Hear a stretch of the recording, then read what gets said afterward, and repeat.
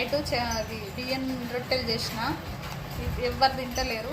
వీటినే ఉప్మాలాగా చేస్తా, చిన్న చిన్న పీసెస్ వేసి ఉప్మాలాగా తాలింపు పెడతా.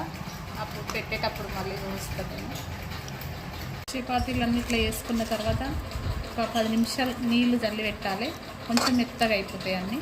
ఆ తర్వాత తాలింపు వేసి నూనె వేడైంది, ఆవాలు వేస్తున్నా, తర్వాత జీలకర్ర,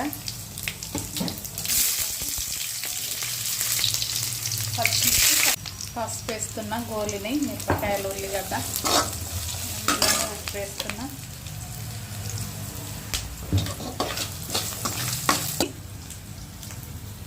వేస్తున్నా.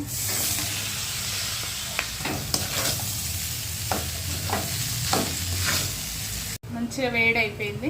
దించేటప్పుడు కొత్తిమీర వేస్తున్నా. మీరు కూడా ఒకసారి ట్రై చేయండి, బాగుంటుంది, ఉప్మాలాగా టేస్ట్ ఉంటుంది.